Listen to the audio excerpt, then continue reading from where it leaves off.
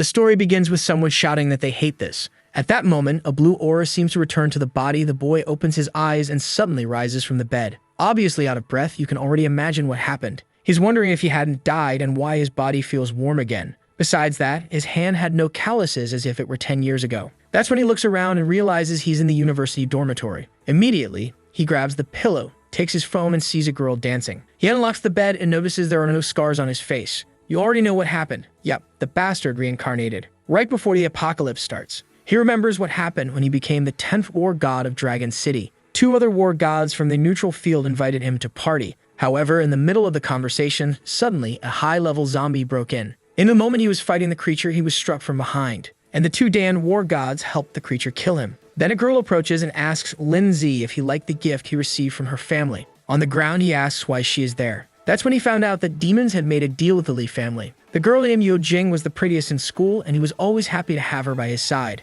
What he didn't know was that she was only with him under orders from the young master of the Lee family. They used him as much as they could, and when he started getting too strong, they finished him off. This was after he helped the Lee family become one of the 3 biggest in Dragon City. But now he's back in the present. With the combat power he had, he could easily have gotten rid of the Lee family. However, he never imagined he'd be betrayed like that. But now he's back at the moment when she was still just his girlfriend. Then he receives a message on his phone. Yo Jing says she's going to give some lessons to children, so she won't be able to celebrate his birthday with him. However, poor Lindsay already knows that at this time the only lesson she was giving was through the touch of the Lee family. On that date, he received a video gift that was unforgettable. Man, it seems our boy was a major cuckold. He says it's fine, but that first he wants to meet her in the shed behind the school because he misses her. She says she'll go because it's his birthday, but it has to be quick. He knows that the guy she's involved with, called Lai Hao, seems to want revenge against him because of things his father did long ago. On that day in the past, he had planned a lot of things to celebrate with Yo Jing. However, what he got was a video that humiliated him. But now the rascal is reborn and won't let that tragedy happen again. Outside, everyone was wondering why the sky was red. Obviously, no one suspected the apocalypse was coming. But Lindsay knows that at 7 in the evening is when it would all begin. And the people there don't know that very few of them would survive. He then heads to the school's shed. He angrily opens the door. At the back of the room is Yo Jing, sitting on a chair. She says he has to be quick because she has to teach the kids. But he already pulled the blade from up his sleeve and says not to hurry as he's going to deliver a little gift now. Slowly, he starts getting closer, and she tells him to spit it out because otherwise she's leaving as she has better things to do. But suddenly, he grabs her by the throat. Now desperate, she calls him a crazy psychopath and tells him to let her go. But he says that on the 16th of March, she spent 53,000 at a modern hotel in Modu. Right after, on the 29th, she spent another 109,000 yuan. Confused, Yo Jing keeps asking what he's talking about. He continues talking about dates and amounts she's been spending. That's where she starts realizing that these hotel names all seem familiar. He then says that on the 13th of April, she spent 409,000 at the Magic Bar. That's when she realizes these were all records of the dates she met with Lai Hao. At that moment, she asks him to wait a moment that she's going to explain everything. He responds that he's very eager for that explanation. He grabs her phone and unlocks it. There's a message from Lai Hao saying she's excited to meet him and telling her that the fool believed she was going to teach the children. Obviously, that's all Lindsay needed to see. He then suddenly releases her, puts her on the ground, and plays a video. Before the video starts, he says Lindsay is the foolish boyfriend and congratulates him. A second later, the video says exactly the same words, wishing him a happy birthday. In the video, she asks why he believed that a beauty from the school like her would fall in love with a loser orphan like him. Terrified, Yo Jing starts wanting to know how he already knew the whole message before hearing it. Lindsay keeps repeating the message. She says that if it weren't for Lai Hao, she never would have gotten involved with trash like him. The poor thing is going crazy. She didn't send that video to anyone, so how does he already know? She then says in the video that if it weren't for him, she never would have gotten involved with Lai Hao. Then she thanks the loser. That's when she realizes everything had been revealed. Lindsay just keeps staring. If the next question is whether she isn't curious about how he knows all of this,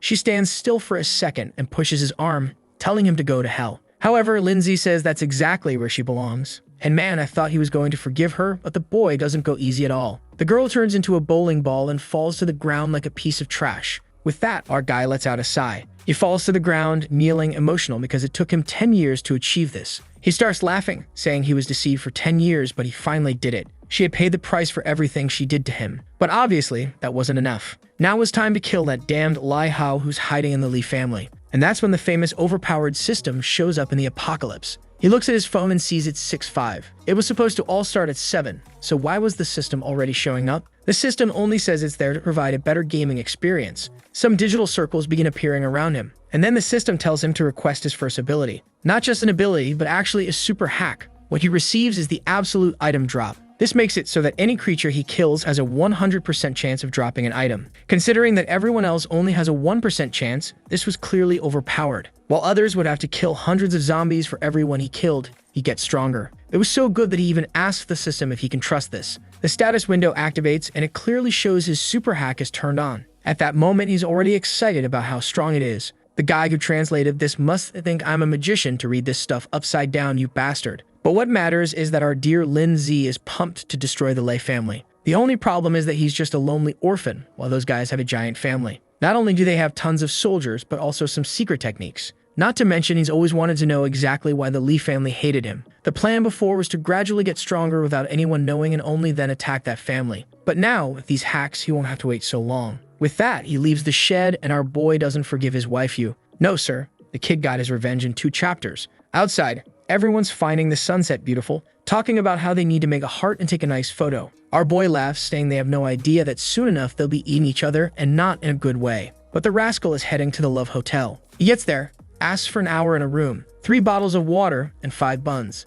The guy says okay and gives him a price of $40. Our boy says to send the talented and hardworking number 3. Already in the room, he knows there are 5 minutes left for everything to start. He remembers that in his past life, this number 3 became a zombie boss. Luckily, he managed to finish her off, and that's how he began to evolve. Obviously, this is the best auction, so he's going to repeat it, especially considering the system's talent. Someone at the door says number 3 wants to enter for the service. She comes in, all dangerous, saying he's handsome, so it's going to be worth it. But she stops for a second and is startled. She approaches our boy and asks why he's wearing so many clothes over his epidermis. She's not a traveler, but she already wants to explore the mountains and asks what he's waiting for. But our Sigma boy tells her to take a shower first. As soon as she leaves, he notices she has that rotten zombie smell. Before the apocalypse began, you could tell who was going to turn just by that smell. The trap approaches the door. Inside, she's telling him to stop stalling, as she knows he wants some water fun. But our boy drags it out, so she turns off the shower. Right at that moment, his phone rings, signaling it's 7 o'clock. In the same second, her body begins to be infected. Her pupils dilate and she starts getting green skin, already making those classic zombie noises. Our boy opens the door and sees her transforming. She reacts immediately and turns toward him, running to disarm him. But with 10 years of experience, he just gives 1 strike to the neck. The poor thing's head hits the floor. The system even shows the window saying she's dead. He lets out a sigh. And here comes the system, right, my boy? With that, he finally receives the welcome to the apocalypse game. Once it's activated, there's no stopping it, and he has to find a way to evolve. Zombies have excellent hearing but terrible vision. 80% of the unlucky ones instantly became zombies. To help him out, the system offers more tips. Killing creatures would help him level up, which would allow him to gain new abilities, attributes, and talents. Besides that, every creature he killed had a small chance of dropping an item of various ranks. Furthermore, all scientific advances and human weapons were going to be useless, so it was best not to even try using them. Not to mention, it would be impossible to communicate with any kind of human-made device. If you got bitten, you turn into a zombie. Moreover, it was best not to go out at night since the zombies were much stronger. The system says it's given enough tips and that they'll probably only talk again in about 7 days.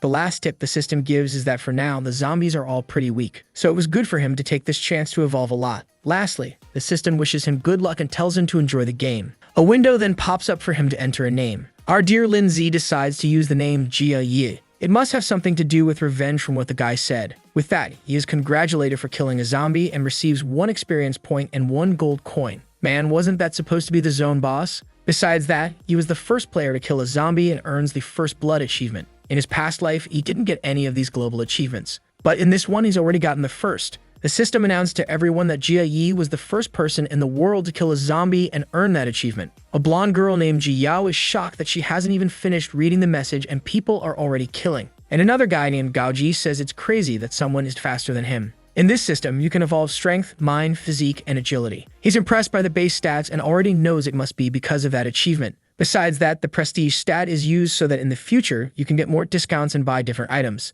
And the first talent also makes his first attack after midnight every day deal double damage. After going through all this system stuff, he decides to check the loot. From the first zombie, he got a meditation necklace that gives 1% more mind and 10% more recovery. His eyes light up, seeing that the 100% drop really works. It seems the hack is separate from the system, since it warns him to be careful, so the real system doesn't find out he has it. But seeing the necklace, he knows that for now, he needs to get as strong as possible. And the best place to start cleaning up is this building. He then starts walking down the hallway. something catches his attention. There's a racket coming from one of the rooms. Slowly, he approaches, turns the handle, and inside he finds a transformed guy. Obviously, this is a zombie of a guy who went to the gym, so it's a bit stronger. But for him, it's still extremely weak. He dodges the first attack, ducks under the second, and finishes it by going straight for the throat on the third. However, even after being struck, the creature still tries to charge at him, and the guy grabs its face. But he dodges with a quick spin. With that, the second zombie was killed. However, our boy is sad that he didn't manage to kill it with just one attack.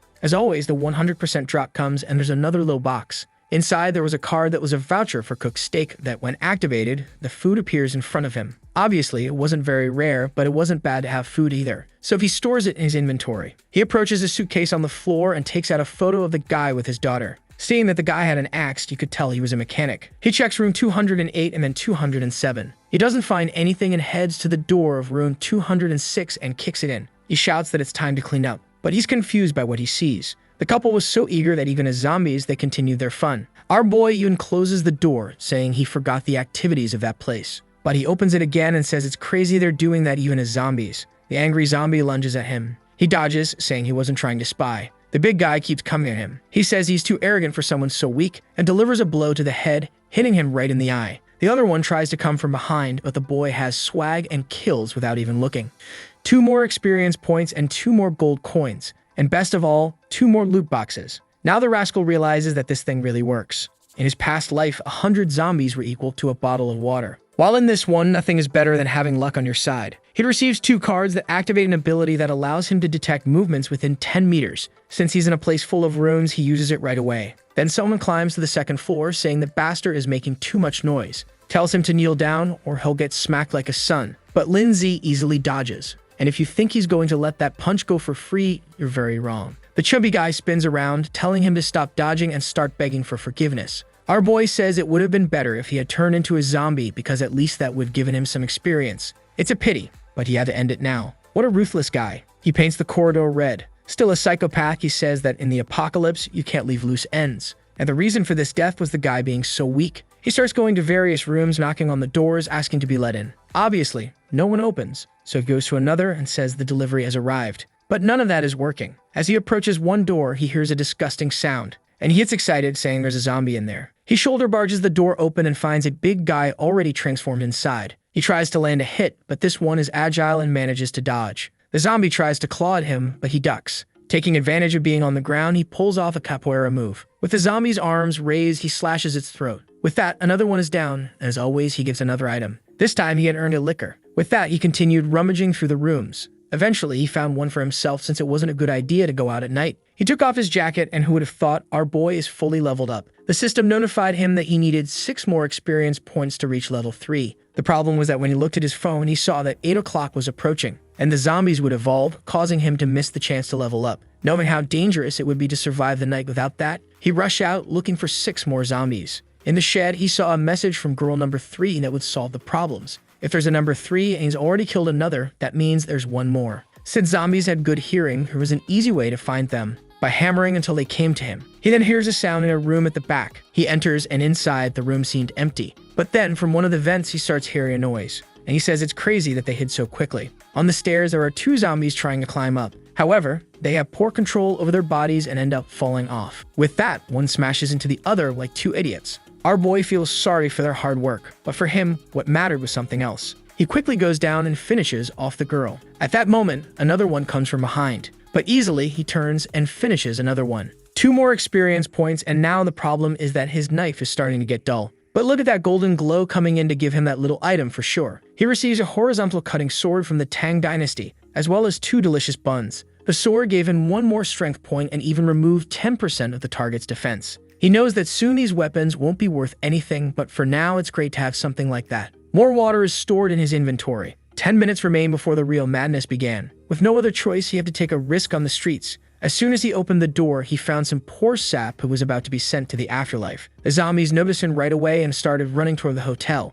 But at level 1, they were still dumb and bumped into the door. The others came from behind and ended up tripping like fools. In his past life, he spent the first day drinking and hiding out of fear. He only fought the level 2 zombies, which were much smarter. But in this life, he got the perfect chance. In 1 second, with the new katana, he wiped out the entire group. For the start of the game, the quality of that weapon was excellent. With those zombies taken down, he advanced to level 3 and received another attribute point. Then he heard another zombie sound. Another one approached, and he realized that this one seemed a bit smarter. Or maybe not that smart, because she walked right into the sword. But at least it was worth it, as she dropped a skill book. Then his alarm went off. At 8 o'clock p.m., something had arrived. In the same second, he felt something and immediately stepped back. An explosion occurred at the hotel's entrance. It was another level 1 zombie, but now affected by the power of the night. The system tells him to be smarter with time because now everything had become more dangerous. He knows that this zombie will continue getting stronger for the first minute. And since he knows this, he has to finish it before it follows him into the room. He goes in for a full force strike, but even with the upgraded sword, it gets stuck. He puts his other hand on it to try to push it through. But man, the zombie exerts force and pushes it out. Our boy has to retreat immediately. And the worst part is now he only has his small axe left. He's not crazy enough to get close, so he throws it like a boomerang. Man, it gets lodged right into the damn thing. While the creature is still distracted, he gets closer to grab the katana. He quickly pulls it out and slashes. The creature is already covered in cuts, but it's still intact. It stares at him and starts running toward him again. A second of silence for the artist who was fired by Chapter 10, because the art style had completely changed. But we're still continuing from the same moment. Our boy steps back and swings again, hitting the neck. Finally, the damn thing falls to the ground. At least these zombies are drawn better than the others. Our boy begins collecting all the items, especially since he can't be seen by anyone else. After 8 o'clock p.m., zombies are at least 50% stronger. He starts piling the bodies at the entrance, afraid that more creatures might approach, especially since he made a lot of noise, so there's a good chance others will come. He activates some sort of sentry, which will turn red as soon as a creature appears. With that, he can finally relax and decides to take a bath. It's time to open the 4 boxes he had received. A night ring, a bottle of mineral water, and 2 eyes of approval. He can't get used to this life of luxury, considering how much he starved in his past life. Especially the night ring, which increases agility by 1 and reduces his presence by 30%. It was finally time to take a look at what skill he'd get from that book. The system congratulates him and informs him that in this world, anyone can have unlimited skills. But the reason for that is because it's extremely difficult to obtain one of these books. Usually, between levels 10 and 80, people typically receive 3 skills. And the worst part is that many of these skills don't even suit the people who get them. In the past world, the guy known as the God of Skills had 25 after 10 years of fighting in the apocalypse. In his final moments, he had reached 10 skills and was stronger than 99% of people. But the most important thing about all this is how good the skill you receive is. And then comes what Lindsay got, the boomerang slash skill. Basically, he can throw his weapon, dealing 120% damage. He's excited since the best skills are always the damage-dealing ones. Even though for now it has a long cooldown. As his mind attribute increases, that will decrease. The system asks if he wants to learn the skill. Obviously, he accepts immediately, and he decides to test the skill. But as soon as he stands up, his stomach growls. It's better to eat something first. Luckily, his inventory is full of options, so he eats, saying that this food tastes like something from a 5-star restaurant. Look at the boy organizing everything. The table is even clean. Looking at the moon, he knows that in this life he's going to have to do things differently, or he'll fail again. He opens the system and grabs a pen. On a sheet of paper, he writes Warrior and Mage. The difference between the classes is that when you level up, the points go to different stats. For example, a mage every time they level up gains 2 mind attributes. Additionally, there are secret professions like Ghost, which 1 in 100 people usually receive. In the past life, without much knowledge, he managed to get it, so it probably won't be that hard this time. And in this world, you usually activate the profession system when you reach level 10. The Ghost profession specializes in assassination and adds points to strength and agility. He begins writing down all the classes he remembers from the people who became war gods. Looking at the stats, he wonders which would be the best option. He then puts 3 more points into strength and 2 into agility, and starts trying to recall all the times he encountered a paladin knight. He also remembers a diamond item. With that, he spends the night trying to recall all the treasures and experiences that could help him. The scene shifts to a mansion. Someone throws a vase against the wall. A blue-haired guy says he can't calm down with the whole planet being ruined because of Yo Jing. Because of her delay, the material hadn't worked out, and he won't be able to finish off that damn Lin Z. Not to mention to him, his damned apocalypse is nonsense. The butler asks him to calm down as making so much noise could attract zombies. But Lai Ho just asks if it wouldn't be better to send that trash Lin Z to meet his father already. The butler knows the boy is trying to eliminate any future competition for the position of family leader. The problem is that with the start of this apocalypse, he needs to control his personality or he'll suffer. Lai Ha then asks if his father's team of mercenaries isn't coming to find him. Once they arrive in the city of Amodu, they can meet up with those bastards. Later, he's going to find that damn Yo Jing, even if she's dead, and bring her corpse to make that damn Lin Z suffer. The butler says all of that would be possible since the mercenaries were trained to obey him. Imagining the scene, he gets all excited. Meanwhile, our boy is coughing. Already prepared, he jumps out of the hotel. Outside, as expected, it's full of zombies. But in daylight, they're still much weaker. He draws the katana and uses boomerang slash. This way, he kills several creatures in the city until he finally reaches level 4. For that bunch of level 1 zombies, it was all too easy for him. Not to mention the combination of the skill and that sword was perfect. The only problem is always the high cooldown, which is making him waste a lot of time. He then decides it's time to do the most important thing. Obviously, opening all the boxes he had received. In one of them, there was an attribute item. Actually, this story is crazy because what it contained was a bronze item that upgrades equipment. Lindsay gets excited, saying this is useful. He immediately uses the item on his sword. With that, it becomes a Tang sword +1. Now instead of ignoring 10% of defense, it ignores 15%. The points he earned immediately go into strength, and in a nearby box, the system congratulates him for winning a hidden mask. It allows him to hide his level and basic information for 30 minutes and can be used twice a day. Considering that he doesn't want to be discovered, it was a very useful item. He equips it and the system congratulates him. Man, this boy is lazy. He killed the zombies and laid on the ground. He knew he needed to rest to reach level 5 before nightfall and challenge a certain place. Obviously, we're talking about the legendary dungeon, right? The author said it's not going to have everything and it's sticking to the same story, man. Besides the normal dungeons, there are unique ones that can only be done once and have better items. But for now, it was time to head to Lychee Village. He also dropped a precise watch and equipped it right away. With that, he continued on, finishing off a few more zombies. Walking through the village, it seemed empty. He quickly noticed a door with a massive lock. Man, but his blade was sharp. He just gave it a slice. He entered the house and started looking through the rooms. Then behind a door, he saw a red puddle. Slowly, he opened it, and at that moment, a hand came toward him. With his little sword and now level 5, he easily cut it off. But something caught his attention, and when he looked to the side, there was a hand coming through a door. Man, the zombie went crazy and broke through as well. But our boy calmly slapped each one. He kept walking through the house, and at the back he saw a girl in a family photo. If I'm not mistaken, this is the one who was called Jiao earlier. He walks down the corridor saying that in this world, you can't show sympathy for anyone. He opens the system to grab a meal to eat, and as always, he sets up a banquet.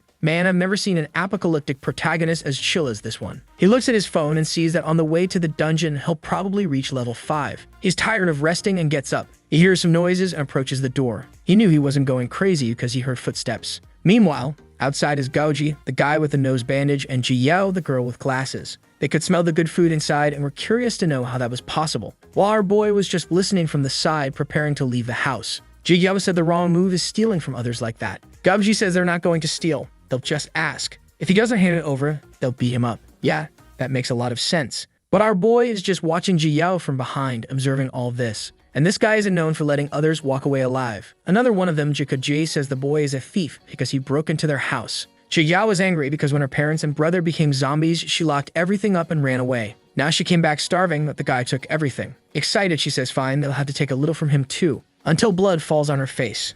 Man, our boy doesn't waste time and whipped the idiot right in the back. What a move, the guy was sent straight to the afterlife. This boy doesn't forgive anyone. Lindsay says he was trying to save energy but couldn't let them attract more zombies to the area. Man, he throws the katana flying and finishes off the girl too, my friend. He even kills another one. Man, even I'm scared of this protagonist. He's not letting anyone live. I introduce everyone's names thinking they'd last more than 2 chapters. Our boy looks at Jikaji and says that someone who abandoned their sister is a waste of life. He had to finish them off since they were planning to rob him. This guy is seriously unhinged. He walks away saying the government should reward him for his pure actions. And with that, the house was wiped out. The street, as always, was full of zombies. Some were climbing a building. From the window, a woman says she sees a superhero. Another one shows up and tells her to hide so the zombies will stop gathering against them. But you can bet that outside, an expert was passing through everything. The problem was that it wasn't possible to see his name and title as he leveled up. The girl says that's irrelevant. They should shout and ask that guy to save them. My friend, I don't know you, but if I could give you a tip, don't call for this guy. He's more dangerous than anyone. But the husband says that if he's hiding his information, something's off. Suddenly, our boy receives some hearts and a little dance on his phone. And from the top floor, a girl appears, calling out to her big brother,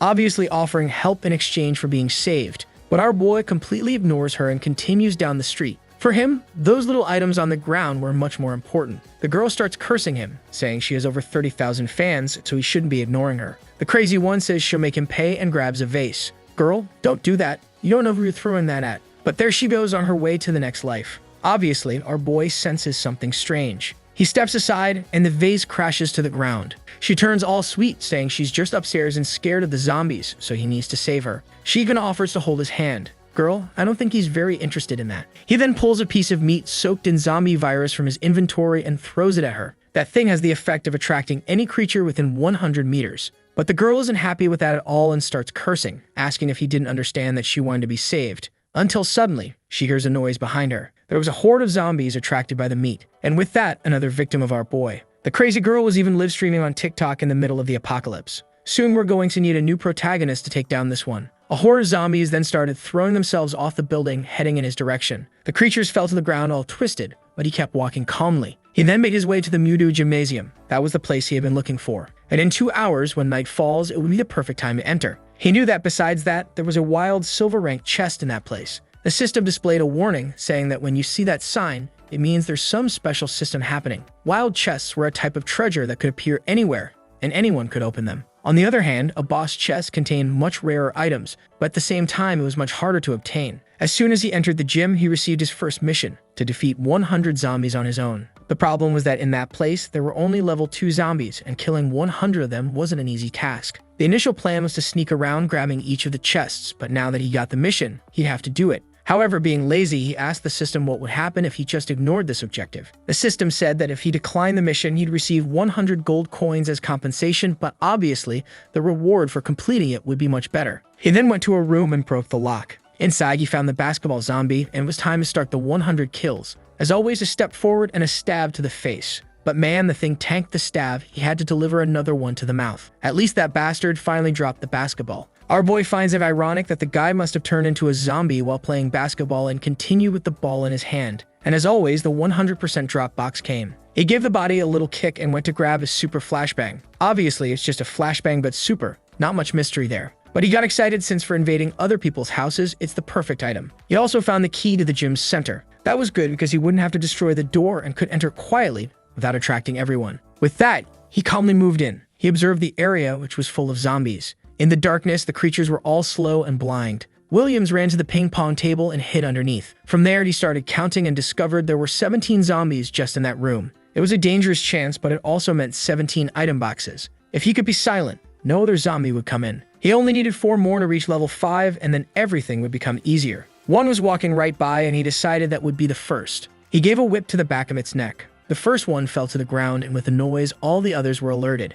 They immediately turned toward Lin Zi. Now the horde was rushing toward the boy, but the rascal was under the ping pong table, chilling. They came closer and he whipped 3 of them in the legs. The boy jumped out from under the ping pong table with a maneuver. Not sure why he did all that swag, but he landed right behind them. He dashed forward and finished another one. With that, he completed 4 zombies and advanced to level 5. Now he needed 100 experience points to level up. Knowing he was in a tight space, he'd need more agility. He placed the point and climbed onto the table. With that, all the zombies started heading toward him. But since they were dumb, they got stuck at the edge, and it was easy for him to whip them in the face. Meanwhile, someone was watching from behind the door. A guy in a red shirt and bandana said he was an unlucky guy. Man, I agree with you, and if I could give you a tip, it would be to run away from here. The biggest danger has arrived. But the crazy guy was excited, thinking that a person who kills so many zombies must have a lot of resources. His plan was to wait for our boy to die so he could take everything, but that wasn't happening. The number of zombies was decreasing, and the blonde guy realized he'd have to help our boy die. He'd do the great favor of bringing more zombies to help send him to the afterlife. At that moment, another one entered the room. Lindsay was thinking he made too much noise, and now someone was banging on the door where the blonde guy was hiding. Seeing the door damaged, he knew it wouldn't last much longer. He needed to eliminate the zombies in front of him and quickly retreat. But at that moment, 3 of them jumped at him. The parkour king pulled off another stylish move and spun away. The problem was that more and more zombies were arriving. Man, he made a shish kebab with 3 of them. He ran to rest under the table and saw that nearby he had picked up a single-use potion. It would restore 20% of his energy and an additional 5% per minute for 5 minutes. For him, who was tired, it was perfect. As soon as he got up, he threw the sword, finishing off another one. This time, he saw a strange black box and quickly ran to grab it. Inside, there was a bracelet that allowed him to summon a spike skill once a day. He knew skill equipment was rare and equipped it immediately. At that moment, the door finally collapsed and a horde of zombies began approaching. But for him, who had just gotten that item, it was the perfect moment. A bunch of zombies was coming his way. He jumped onto the table and waited for them to get closer. Then he leaped over them all and activated the bracelet. From the ground, a ton of giant spikes suddenly emerged, and he said that now the game had really begun. Several spikes kept shooting out of the ground, taking down the zombies. That ability was as powerful as a level 20 mage's. More zombies came from behind, but the spikes easily finished them off. It looked like that thing was going to keep killing, and he didn't need to do anything. He received a bunch of items and experience, and the ability went into cooldown. The system explained it would take 24 hours to use it again, but he could also use mental energy to strengthen it. And as always, it was the best time of day to collect all the boxes. He found a Fortnite bazooka that allowed him to throw any object 30 meters away, as well as boots that increased movement speed by 20% for 10 seconds. The number of attributes he had was greater than someone who had already unlocked a class. This meant that at this rate, he had at least double the status points of most people. Another wave of zombies started approaching. He loaded that piece of meat soaked in zombie virus into the bazooka, fired it, and it drew all the creatures' attention. They moved to the corner of the room and he activated the boot's ability, easily leaving the fools behind. Sometime later, he was sitting on the stairs, exhausted. There was only 1 hour left until 8 p.m., and he knew how dangerous this place would become. First, this lazy madman needed to find a place to rest. He kept walking down the corridors using the master key he had received. But before opening a door, he wondered why it was locked from the inside. He knew this was the gym's infirmary, and considering the time it closed, it shouldn't have been locked. He opened it, hoping he wouldn't find another idiot who wanted to kill him. Slowly, he entered the room. And immediately, there was a sword at his neck with someone asking why he had the key to that place. But our boy just grabbed the arm and squeezed the wrist. With that, the blonde guy dropped the knife and our boy said he messed with the wrong person. I stepped back and he twisted the guy's arm. I thought he'd finish him off right then, but instead he stuffed a cloth into his mouth. He opened his inventory, grabbed a curtain, covered the window, and told them to turn on the lights. Out of nowhere, a nurse appeared saying that turning on the lights would attract a lot of zombies. He didn't give her a choice, and another person in the back of the room ended up turning them on. If I had to bet, only the girl in the tights would survive. The blonde guy recognized our boy as the person who had been killing a bunch of zombies, and he had wanted to steal the loot. And Lindsay told him to stop looking at him arrogantly when he was so weak. Come closer, my blonde friend, I think you're headed for your next life. Our boy said he doesn't like people who hold grudges and slashed the guy's neck. The people in the infirmary were all terrified, and somehow the girl had lost her tights out of nowhere. Our boy then pulled a knife from the guy's sleeve, said that this guy had been preparing to kill him, and told them not to worry, he's a good person. Of course, everyone agreed, saying, yes, he's definitely a great person. But in truth, they were all scared to death. Lindsay said he's a reasonable person and that if they didn't try anything against him, he wouldn't kill anyone. Then someone stepped forward. Could it be that our boy finally gained some company, or will there be another strike and another victim? The girl put her tights back on, came forward, and said everyone saw that the boy deserved it. She asked the others, and they agreed, saying, yes, of course, he deserved it. Lindsay smiled, saying it was good to know everyone agreed with him. He realized he was much more tired than he had been in the morning. As a good lazy person, he told everyone to clean the room because he wanted to rest. Obviously, no one was going to go against the boy. He wrapped the blonde guy up and buried him in the ground. Our boy was just watching the queen of the tights, saying he had seen her somewhere before. She was still at level 0, and her name was Zhang Yexu. When he saw the name, he seemed to recognize it. In the past life, when he was down and out, she had already received a legendary profession known as the God Doctor. All messed up, he had told her he'd do anything if she could heal his wounds. But she warned him that the wound on his face involved the soul and couldn't be treated. Every time he was messed up, he found her and asked for treatment. Her weakness was that even though her profession was really good, it made her nothing more than a tool for others. She remembers that in the future, she ended up becoming a very different person than she is now. Maybe it was fate that brought them together again. Suddenly, they heard a sound coming from the air outside the door. Everyone armed themselves, watching to see what would appear, while Lindsay was calmly looking at his watch. Then he pulled out 3 cards and placed a feast on the table. Man, he started eating. Obviously, everyone in that room had been starving for a day and was drooling. Yexu swallowed hard, asked where he got that food, and if they could have a little. Our boy smiled, saying it looked like she had fallen into his trap. He said that to get a little of that, she'd have to help him. Everyone was still excited, but the queen of the tights said to just tell her what he wanted. While she was already afraid, he asked for exactly what you're thinking. He showed her a paper and said he wanted all the medicines listed there. Slightly excited, she asks if he really just wants that. He says yes, unless she's looking to offer something more. She says obviously not, and she's going to collect everything now. The 2 guys were mechanics, and he quickly gives them a list of things he wants them to produce by 6 a.m. tomorrow. He hands over the items they'll need and tells them that what they'll receive in food will depend on what they produce. Obviously, he needed to be cautious, so he activates the watchful eye. The guy's inventory was packed with items. He still had 22 days worth of experience to reach level 6. He had 24 hours left to complete the mission, so he decided to rest a little. With that, night fell. The next day, he calmly woke up. The others obviously hadn't slept at all, spending the entire night producing what he had asked for. Our boy praised everyone, saying they had done a great job. The doctor patted the nurse on the shoulder, who looked almost dead from exhaustion. He handed a card to each of them, saying that now they wouldn't need to fight. Yexu was thrilled. She thought that when they finished, he was going to kill everyone, so she already had an escape plan. Apparently, he wasn't as cruel as she had imagined. "Sorry to tell you, girl, but he's actually worse than you think." She then asked how to use the card, and he realized that no one really knew what to do in this world yet. He decided to help her a bit more as a favor for everything she did in the past life. He showed her the system and how there's an option to use the card to make everything appear. She saw that and got all excited.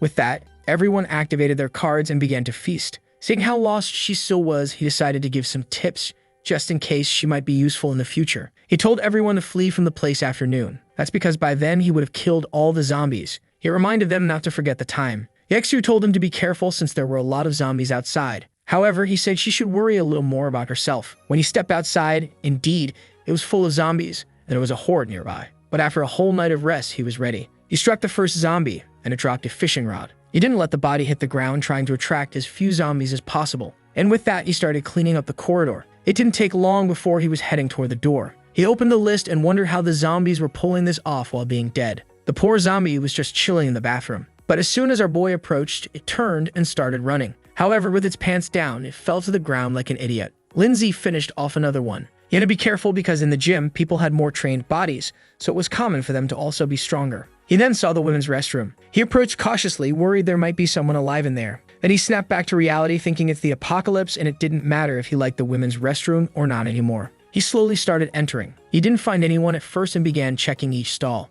until in one he heard the sound of two creatures. When he opened it, he saw that the romance had continued even after death. It was a shame, but he had to end that connection. They sensed the attack but easily missed. There was a bottle on the ground and once again, they tripped over it. With that, he finished off another two. This guy isn't quite right in the head. He even started taking pictures of the couple. He strangely seemed to recognize them. It seems that in the past life, they always hunted together and had a kind of synergy that made them unbeatable. But it was a shame that this time they died on the third day without accomplishing anything. As always, it was time to check the loot box. It was a fusion card that allowed him to combine two items to create a new one, possibly even upgrading to silver rank. He then looked back and saw a strange light coming from one of the stalls. He approached it and saw a chest floating above a pentagram. That was the wild chest, and he would need to stay there for 30 seconds to open it. He waited for a bit, and a green apple appeared. He started praying that it would be some kind of strength or agility item. He checked the description, and the item increased his physique stat by 2 attribute points, which was basically health. He would have preferred agility, but at least it wasn't that bad. He washed the apple and ate it right away, excited that in this life he's eating much better than in the past. He left the restroom thinking that this place was giving him a lot of good stuff. Outside, he encountered another crowd.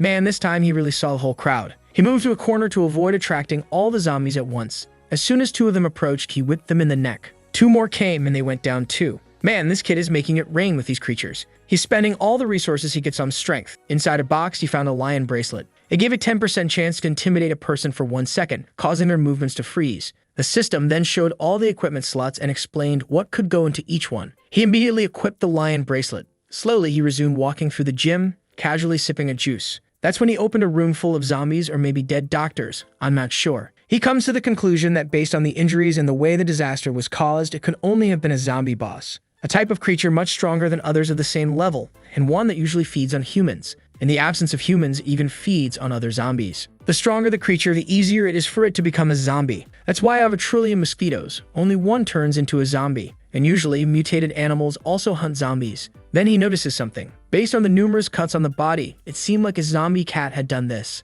This was always one of the types he hated most since they had extremely sharp senses. If that creature was around, it probably already knew about him, so maybe he'd walked into a trap. He focuses, trying to notice if something's approaching. That's when something seems to alert him. The second he opens his eyes, he almost gets grabbed by the cat. He barely dodges and throws his boomerang sword. Not only was that a mutant creature, but it was also a boss. The creature had incredible agility and could create false images, reducing damage by 50%. It also had talents for a sharp attack and heightened vision. The list of attributes for this thing was long, and Lindsay knew this meant it would also give a good reward. Even though it was a difficult creature, he still had 10 years of experience fighting things like this. The hack system detected the zombie cat and gave him the mission to kill it. The mission was called the Ungrateful Zombie Kitty. That's because the gym used to rescue several cats from the city, but after the apocalypse started and one of them turned, it went on a killing spree. The mission would give him the same amount of experience as killing 100 level 1 zombies. Man, the true system kicked in, and then the hack system reactivated the mission, boosting the reward. Now instead of earning 100 XP, he would get 300, and he had 24 hours to complete it. He started finding it strange that this system was being so generous. He remembered that in the past life, the system was full of tricks. It always promised things would be easy, but when he got there, it was an invincible creature. At first, a 1% item drop chance didn't seem so unfair, but when the people started forming groups, everyone realized the rewards weren't enough. However, he, on the other hand, was getting extremely good missions compared to normal. Obviously, he accepted it. He had 24 hours to kill this ungrateful cat, which was calmly licking its paw. He knew this animal was a counterattack specialist, so he couldn't just charge in. So he sat down, pulled out his phone, and started reading a manhwa. When he laughed, the cat lost its temper, stood up, and jumped at him. At the same moment, Lindsay also stood up and jumped back, dodging the attack. He transformed his phone into a katana, and the cat retreated. But then it came at him again. Once again, he dodged and found an opening to strike its back. But the cat smiled, saying that although he was clever, he never imagined it already knew his moves. It dodged again, but our boy found a chance to cut its claws. Immediately, the cat said it wouldn't forgive him for hurting it like that. But our boy just said that without claws, it couldn't win. Suddenly, the cat activated an eye ability. Our boy knew that would pull him into an illusion. He found himself in another world with a giant cat full of limbs on its face. But for him, who had lived 10 years in an apocalypse, this was nothing. The cat was confused that the boy wasn't scared. Our boy slashed its eye, breaking the illusion. At that moment, the creature tried to flee. But of course, he wasn't going to let it escape. He threw his boomerang sword, whipping it in the neck, and the boss was killed. Immediately, he completed the mission, gained a ton of experience, leveled up, and even earned an achievement. Everyone in the city was trying to figure out who this guy was, receiving announcements all the time. The author thinks it's cool to have a girl saying she wants to marry him, even though she doesn't know who this crazy guy is. Another person says they prefer to stay anonymous. Meanwhile, someone drinking wine knows that the name means he's probably from Dragon City, and having an expert like him in their group would drastically increase their survival chances. All this commotion was because everyone found out he killed that beast. He knew that the more attention he attracted, the more he would have to hide. Suddenly, he pulled up a chair and sat down. Obviously, the lazy guy needed to rest a bit after the fight. He was impressed he managed to win without getting too injured, but you have to be more careful. For killing the first boss, he earned 1,000 prestige points and 1,000 gold. At that moment, he had a total of 2,000 prestige, 5,000 gold, and 4 attribute points to spend. The Bronze Lament title gave him +2 in all attributes, and reduced the resistance of all other creatures by 5%. However, to equip that, he'd have to give up the first kill title. Since it gave more attributes, he ended up switching and wondered how strong he would be when he changed professions. Half an hour passed. The boy was so lazy that he rested before going to claim the chest. Inside it, he found a zombie kitty horn. When blown, it allowed him to summon a zombie cat to help him for 30 minutes every 48 hours. The good part was that the cat would have 60% of his protagonist's strength, and everything it killed would count for him. The only downside was that the kitty wouldn't have the 100% drop rate. But for him, who was walking around alone, having a companion to distract the creatures would be perfect. Of course, he knew that the claws, eyes, skin, and everything else from that cat could be used to make good items. So he tossed the carcass into his inventory. A while later, he headed to the warehouse because he remembered that's where the silver chest was. However, when he opened it, he was horrified. It was full of skulls and some eyes scattered on the floor. It seemed like the zombie cat was the one who had done all that. Only in the apocalypse could there be a creature that collected everyone's eyes. He knew that this little thing liked to hoard, so he started looking around to see if he could find more treasure. He spotted a dumbbell stuck on a treadmill and wondered if that was the cat's toy. Besides that amazing innovation, there wasn't much else in the room. The only thing left to check was what was under that white sheet. And to no one's surprise, there was the silver chest that should have been in that room anyway. He gained 20 prestige points for finding it, but it would take 60 seconds to open. I don't know why they put a timer on it when they always managed to open it on time. Inside, he found a white cloak and a skill book. The book granted him the double slash ability, which caused an explosion dealing 70% of his attributes. The tricky part was that you needed to land both hits, but he was confident in that. Immediately, he learned the skill, and out of the 5 skills he could equip, he now had 2. He also received the white winged cloak, which allowed him to glide once every 20 minutes. Look at his inventory, already getting fully equipped. However, the design of this thing is awful. It looks like a half-plucked chicken. He said the plan was just to kill Lai Hao and leave the rest of the family alone. But why do that when he could send everyone to hell? Yeah, my friend, this boy isn't exactly a good guy. Now the only thing left in that place was to complete the mission of killing 100 creatures. He entered a room and closed the door. He knocked on the wood and all the zombies turned toward him. He activated the chicken cloak effect, saying he was eager to test it out. He jumped in front of the zombies and the boy took off. He swooped down like Michael Phelps in a dive, landing a hit on their heads. He gained momentum, gliding to the other side while looking stylish. Man, this gliding is more like flying. He's just hanging there in the air. Then he said it was time to test out the new ability. He pointed at the zombie and unleashed a slash in its direction. 2 zombies were instantly taken down. And man, that ability really caused an explosion. Even he was surprised by the mess he made. His endless glide finally ended, and he had to land to avoid being thrown far. He was impressed that the zombie resisted much more than he expected. This ability had the same speed as the boomerang, but it was way more destructive. Now that he finished his experiments, it was time to start taking things seriously. We saw a bunch of notifications of him receiving gold. He kept clearing the entire gym, farming the whole place. In no time, there were piles of zombie corpses. But he started to realize his luck was running out, as the poor guy was only receiving resources. He was so lazy that he decided to pick up the boxes after everything was done. Even to receive the system's rewards, he sat down in a chair. He was going to receive a hack and new equipment. He asked for the equipment first to save the best for last. The system started announcing that a bronze-ranked item was being created. What he got was a blood absorption ring, which turned 5% of the damage he dealt into life restored to him. He quickly realized that now, against low-level creatures, he'd be practically immortal. Man, pretty soon, this boy's going to be an e-boy with all the rings he's equipping. Funny thing though is you can't see any rings on his fingers, he's just wearing that ridiculous chicken cloak. He then told the system it was time to get the hack, and he wanted to see something good. Of course, it would be the famous hook, but we'll only find out in the next chapter. He was shocked to see the perfect hack for him. It was basically an auto-collect hack that picked up everything the creatures dropped. He already knew that from now on, all he had to do was kill, and everything would come to him. For a lazy psychopath, this was perfect. He was worried that people would see him killing creatures and notice that he always collected a bunch of boxes. That's when he asked the system what the deal was with his hack being at level 1. The system explained that if he got the same talent in the future, the level would increase.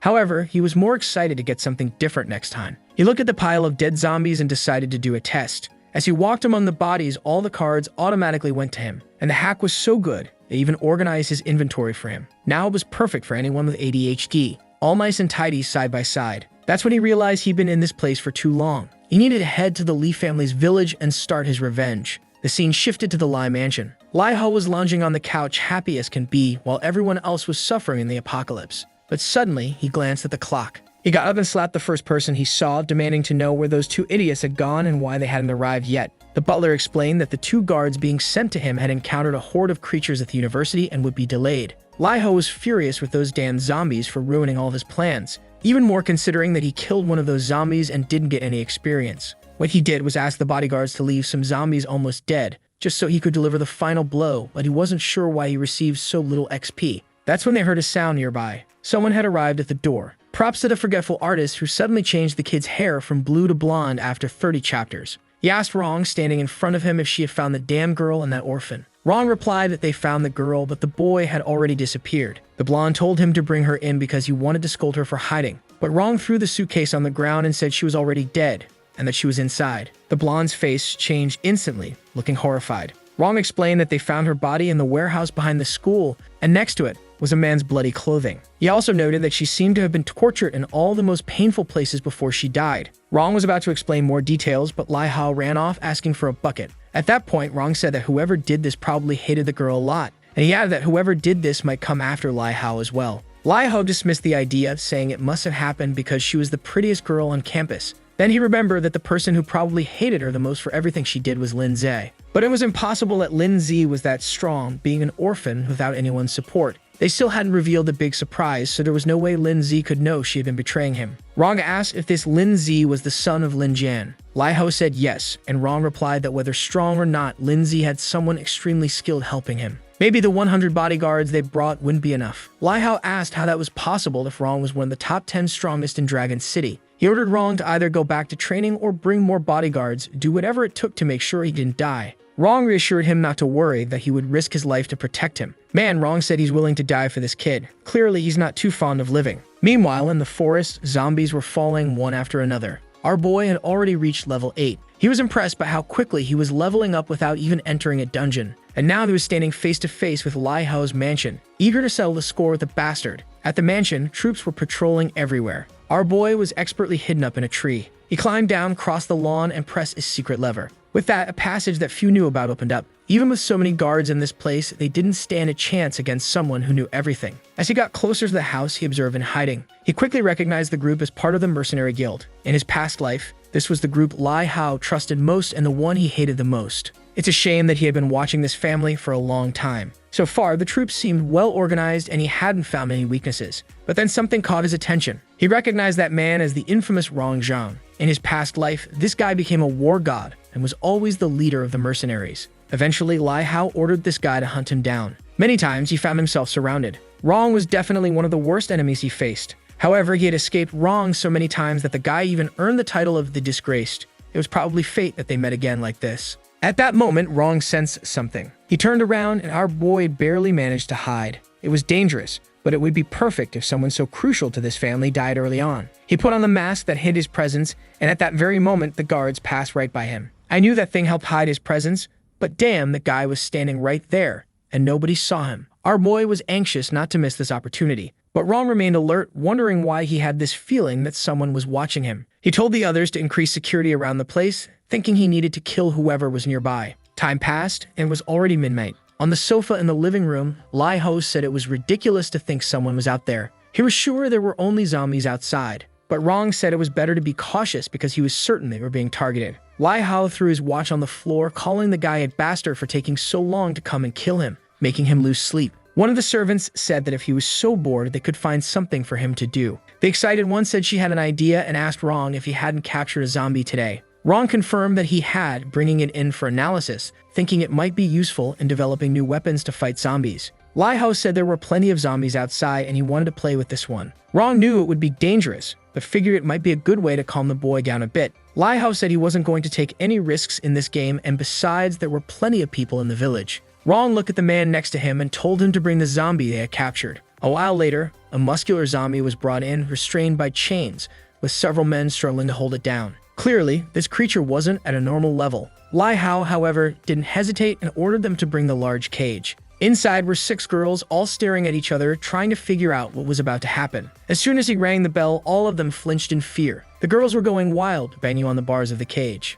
It was clear that Lai Hao also had some mental issues. It seemed like this was an apocalypse for people with an IQ of 16. With that, he handed the key to one of the men, telling him to open the cage because he wanted to play a little game. The men entered and brought the zombie in. Lai Hao told them to place it at the entrance, remove the chains, and throw it inside the cell. Suddenly, a man knelt down behind him, begging him not to do it because it was too cruel. Another man in a suit apologized for the kneeling man, explaining that he was new to the place. Lai Hao approached the man and asked if he was trying to give him orders. The man on the ground kept repeating, begging for the girls' lives. The other beside him quickly added that he would never dare to give orders to the young master. Lai Hao smiled, saying it was nice to see someone brave enough to challenge his authority. Since the man had the courage to stand up to him, it was time to test if he was as strong as he seemed. He then ordered a few men to suppress him. One of them stepped forward to punch the guy in the face, but the man easily blocked the first hit. Lai Hao watched with interest, finding this situation amusing. Still on his knees, the man twisted the attacker's arm, causing him to wince in pain. The old man was impressed that this kneeling guy was stronger than the bully,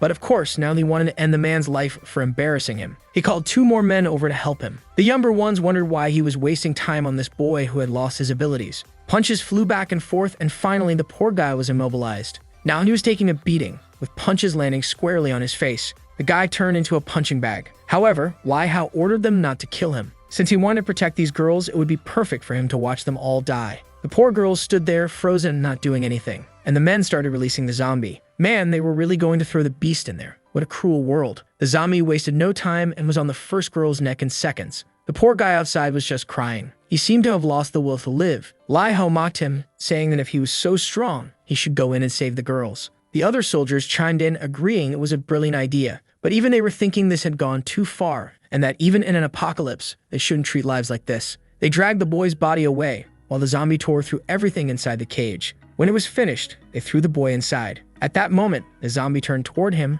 rushing in his direction. The boy stopped and apologized to his mother, saying that today he wouldn't be able to protect her or himself. But then, out of nowhere, he got motivated, saying he wasn't going to die because she was waiting for him at home. The boy stood up and landed a punch on the zombie's jaw. He grabbed it in a bear hug and dragged the zombie across the cage. He slammed its back against the bars, but it wasn't going to be that easy. The zombie countered with a crushing hold. Meanwhile, Lai Ho was watching, commenting that this was the best entertainment he'd seen. Even though the boy was beaten, he got up and delivered another blow to the zombie's face. After a lot of fighting, he dropped to his knees. The zombie was beside him, but his body had no strength left. He apologized, saying he should have listened to her. Meanwhile, Wrong observed, commenting that it was a shame the boy had died. 1 second, the guards pitied him. The next, they complained he had died too quickly. But if he died quickly, he was about to come back. At that moment, he woke up as a zombie. Outside, Lindsay saw that his chance had finally come. As soon as he spotted someone who looked like him, he finished him off. He put on the clothes and headed for the door. People asked why Joe was there. He simply said he saw someone sleeping and came to remind him to get back to work.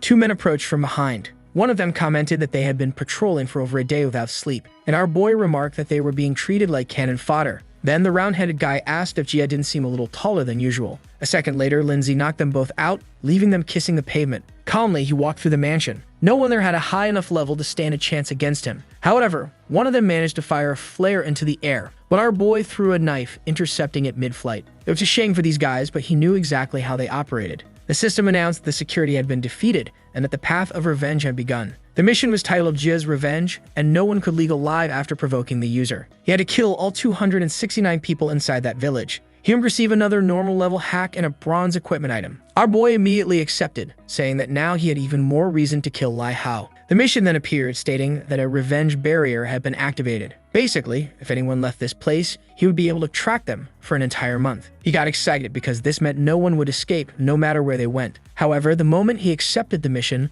multiple kills started appearing on his screen. He needed to hurry and figure out what was happening inside the mansion. These guys seemed to forget that there was no one else around because they had killed all the women there for God's sake. That's when a voice echoed, asking why they weren't playing with him instead. The voice continued, leaving everyone standing up confused. The guy with red hair already knew that whoever was speaking had a much stronger aura than his own. Lai Hao immediately panicked, realizing that whoever this was had come to kill him. Oh boy, now Lai Hao's hair had turned back to blue and Rong's had suddenly turned red. Looks like we'll need to start a fundraiser to get the poor artist some Alzheimer's medication. Red-haired Rong stood in the middle of the room with his friends and called for the person to show themselves. He was confused, wanting to know who this person was that had been killing everyone so easily. The voice said that he was human, but was going to become the reaper of all the souls in that room. The men were terrified, but Rong told them to calm down. They split up, each watching a different position. That's when the legendary flashbang dropped in the middle of the room. It exploded and no one could see anything. Meanwhile, our boy calmly walked in, hands in his pockets like it was a runway.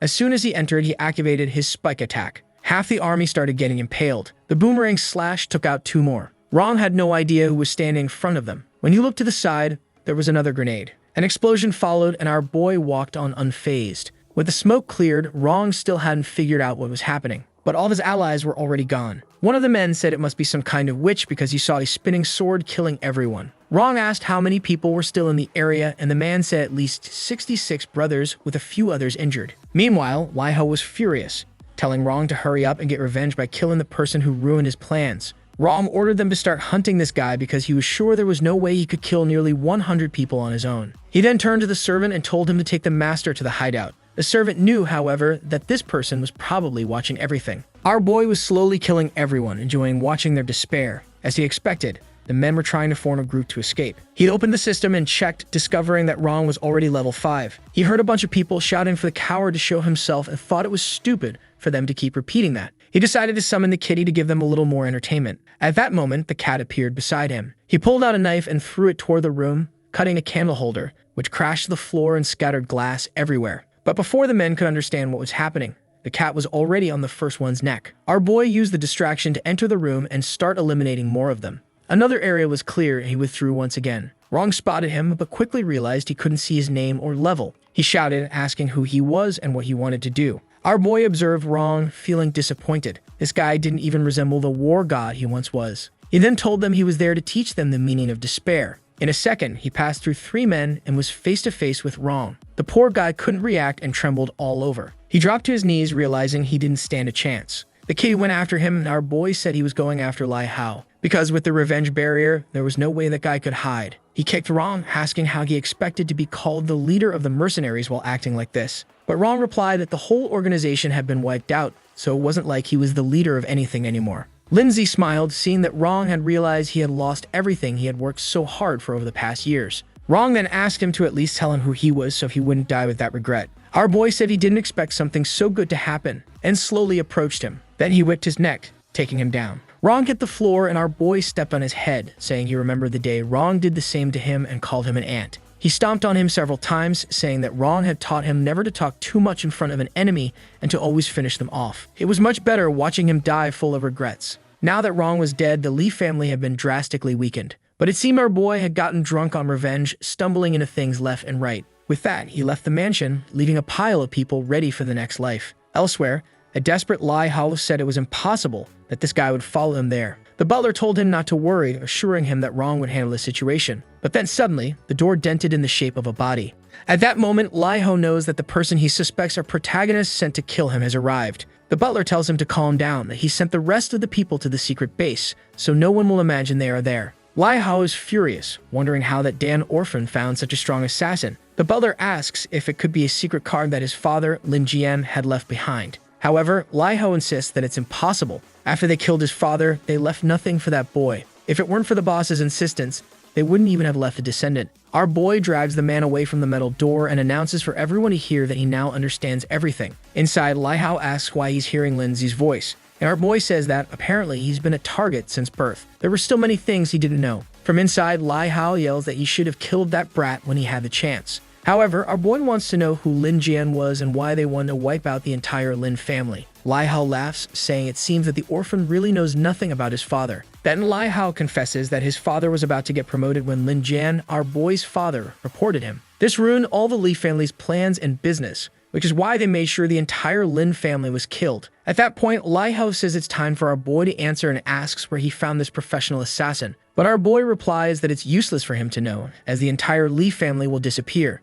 Lai Ho laughs, telling him to keep dreaming, until our boy kicks the doorknob. With that, the door opens, revealing the little kitten next to him. Man, the poor butler comes rushing to punch him. Even lazily, our boy dodges. The kitten leaps in his direction, and what do you know, bam. The butler punches the little guy. The 30 minutes of the kitten were up, and he begins to disintegrate. At that moment, our boy moves to his face, removes his mask, and says Lindsay has arrived. The old man is startled, asking if he was the assassin behind all of this. And at that moment, Lai Ho realizes he messed up. The butler says it's impossible that a kid like him could have killed someone as trained as wrong. Our boy warns the butler that the Li family's martial arts have become irrelevant in the apocalypse. Lai Ho keeps protesting, saying it's impossible for him to have gotten this strong alone. Our boy tells him that now he's going to find out if he's strong enough to take them both down. Then he lunges at the butler. He brings both arms together and blocks the punch.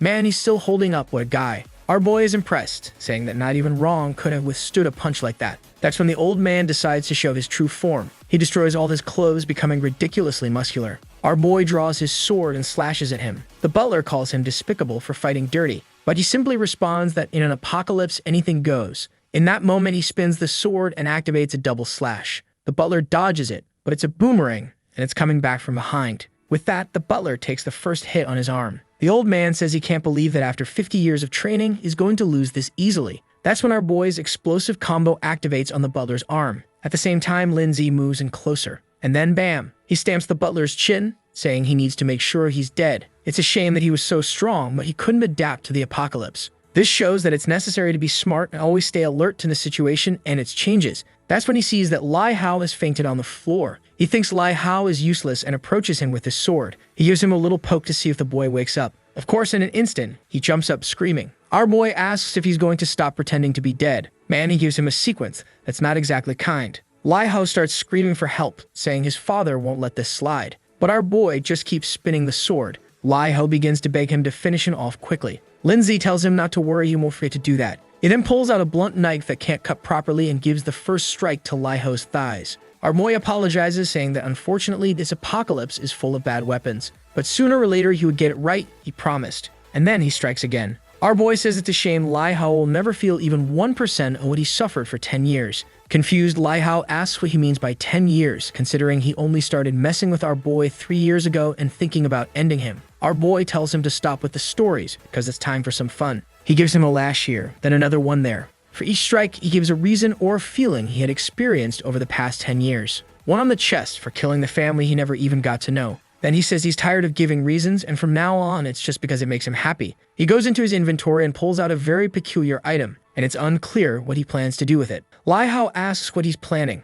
Our boy says that it was Lai Ho himself who came up with this method. Shocked, Lai Ho says he's thought of something like that, but never told anyone. Lindsay keeps making him suffer for a long time. A few hours pass, and Lai Ho is completely messed up. Our boy says he can't die that easily, that it's not even 1% of what he used to do to others. However, looking at the situation, our boy no longer has any interest in killing someone so weak. Still, he gives him a few pokes to see if he's pretending, until Lai Ho's body collapses and he says that now he's finally reached his limit. Our boy walks away and activates the double explosion slash. The kid even had to leave the room to grab an umbrella.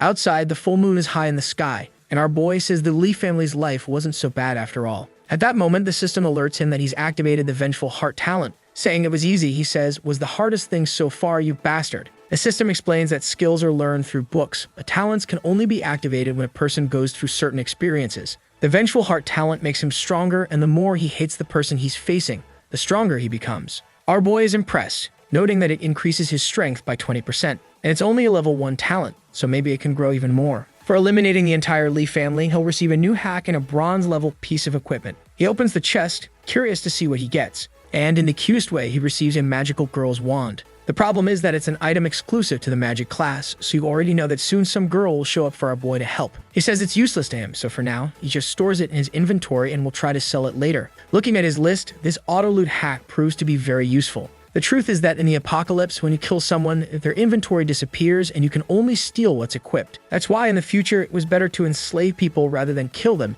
since you could collect far more items over time. One of the items he stole in all this chaos was a purification necklace. It adds one more stat and can remove a negative status every 12 hours. It's weaker than the meditation one, but it will be more crucial in a fight, so he decides to equip it. Now it's time for what really matters. He tells the system to reveal the new hack he'll receive. Man, even a loading bar appears. The ability he receives is absolute enslavement. It allows him to turn a zombie into a slave that will do anything to protect his life. In the 10 years of his previous life, Lindsay doesn't even remember seeing anyone with such power. He pinches his own face, saying he really must be dreaming. Moreover, it seems like he gets an idea upon realizing the zombie can be completely loyal. That means he won't have to do so much dirty work anymore. He was looking forward to living a solitary life, but since he can have someone nearby who will obey everything and die for him, there's no reason to refuse. Not to mention, it's hard to imagine how strong this talent would become if it levels up. The system explains that the more zombies he enslaves, the more he can control. Our boy already imagines himself with an army invading the city. However, he knows this isn't realistic for now. The best idea is to find one of the zombies that will become a zombie king in the future, as those have potential.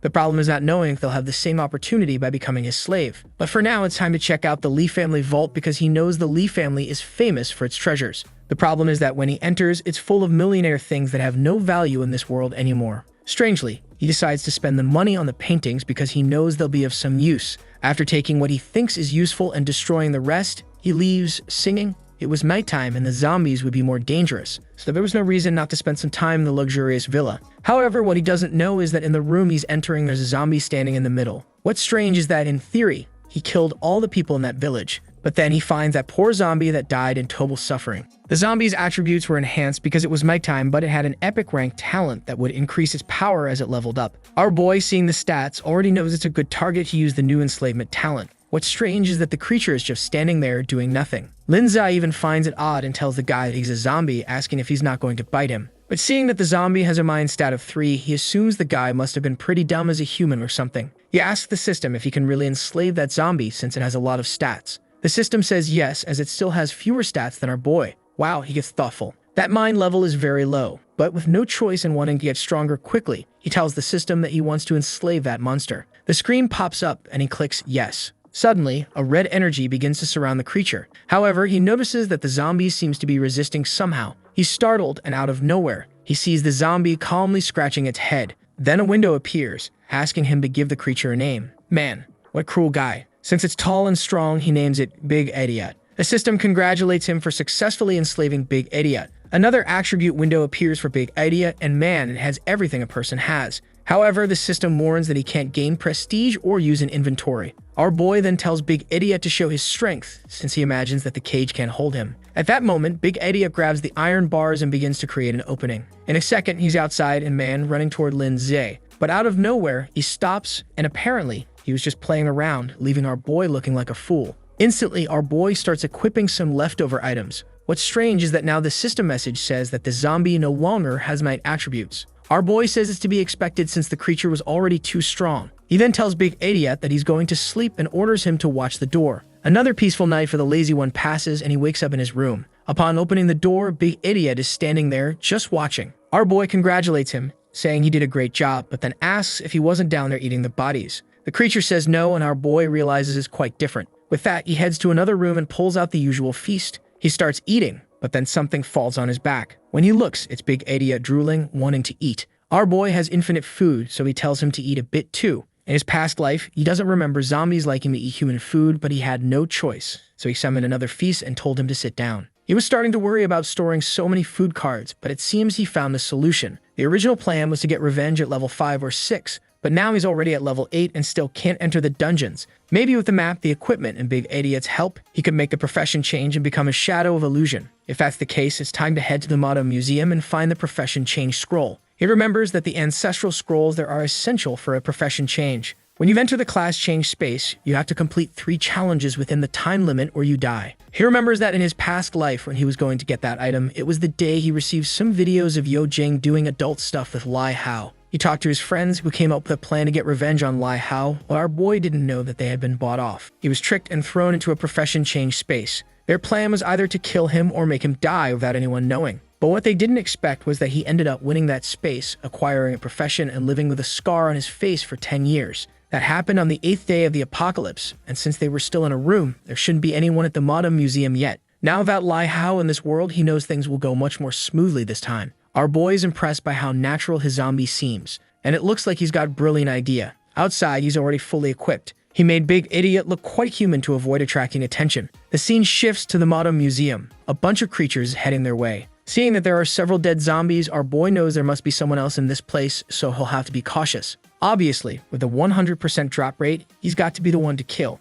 Man, the place is blessed. He kills 3 creatures and already picks up a scroll. That scroll would allow him to summon a fireball, which he could use to cause a bit of damage. He doesn't think that's bad at all. When he looks back, there are some zombies interacting with Big Idiot. He hides, changing his plan. Since Big Idiot doesn't become a target for anyone, he could just let him wander around, opening chests until he finds that strange person. This way, he can avoid any problems and wouldn't have to expose himself. The only issue with this place for now is that there's an absurd number of zombies and maybe even the 2 of them wouldn't be enough to handle everything. Meanwhile, in another part of the city, some guys are standing on a balcony saying that they need to go to the museum to get the scrolls. The problem is they don't have enough people to cover the entire place. Our boy is just observing and he even reads their lips, knowing that if he could join this plan, it would save him a lot of trouble. The scene changes to a shopping mall. A man is giving a speech to everyone, saying that it has been decided. His name is Go Dong, and he says they're waiting to have 200 armed people before starting the mission. However, some step forward, saying they can't wait that long since they already have enough strength. Everyone is starting to get hungry, and they need to hunt zombies to get new items. Suddenly, one of the rebels gets slapped in the face. A red-haired woman tells him to shut up and stop trying to start a revolt. But the guy who got slapped tells Mingjing to stop acting arrogantly just because she has a bronze-level item. Strangely, he tells her that it's better to follow his plans and submit to him. She just asks if he really thinks he's worthy of her. The guy calls her stupid and says that sooner or later, he'll take her down and do whatever he wants with her. She tells him to find a mirror and take a good look at himself first to see if that's even possible. His friends just laugh at him and he says they better not blame him in the future. While they're arguing, Gao Dong comes down and tells them to stop fighting and listen to him. That's when someone knocks on the door. It's our boy and Big Idiot. It seems like he recognizes someone when the door opens. It's the guy named Go Dong, and he remembers seeing him when he was activating the scrolls back then. At that moment, the girl asks who he is and why he's there. Our boy just calmly approaches. Go Dong asks for his name and why he came to the Reaper's Club, especially since looking at our boy, he can't see any information about him. And the strangest thing is that the other guy next to him is called Big Idiot, a level 4. Lindsay simply says that he saw a lot of people there and wanted to know if he could join them. Go Dong smiles, saying of course, and introduces himself as the club's president. Our boy shakes his hand and lies, saying his name is Lin Luo. He introduces Big Idiot, saying unfortunately he's mute and always work as a bodyguard. With that, our boy thinks to himself that Go Dong seems pretty dumb and easy to fool. He turns to Big Idiot and tells him that they're now part of the group. He didn't expect it to be so easy to infiltrate. In a room, Go Dong says that since they're new, he wants to know what they like to do. Lindsay says he enjoys killing zombies and getting stronger, which is why he wanted to join a larger group. Excited, Go Dong says that if that's the case, he has several skill books he can give him. Our boy feels a bit confused by how generous this guy is being. He says it's not necessary, but Go Dong insists, saying they're friends now. He places a book on the table, and our boy is impressed that it's actually something good. It's a Berserker skill book. It's a skill that makes you go berserk, but it increases your stats by 50% for 2 minutes. He knows that losing control like that for 2 minutes is no different from being a zombie in this world. Besides, a person is usually stronger when they can think clearly. Go Dong responds that he knows the side effects of this skill are pretty bad, but in a desperate situation, it could save your life. However, he's thinking to himself that he would never use something so risky, but it's different when you're giving it to others. Our boy closes the book and says he can feel Gao Dong's sincerity in giving him this item and genuinely thanks him. He asks if there's anything else because he and Big Idiot are eager to get back to killing creatures. However, Gao Dong seems to have recognized something in our boy's smile and asks him to wait a moment. Our boy asks what's up, and Gao Dong says he has one more gift. He has a card with a KFC meal on it and asks why they can't eat together. Even though Go Dong had already given him a skill, which wasn't the best. He didn't want our boy to hate him. Lindsay says it's fine. He and Big Idiot still need to kill a lot of zombies to level up. The guy thinks our boy hated him, but in reality, he really liked the book and was even hesitant to take more. However, the guy grabs his hand and places the card in it, telling him he can take it for when he gets hungry. Not being able to reveal that he already has plenty of food, he simply thanks him. With that, he leaves and Gao Dong says that if he ever needs anything, he should just come talk to them. As our boy walks away, he thinks that Gao Dong isn't such a bad person since he liked that awful skill book.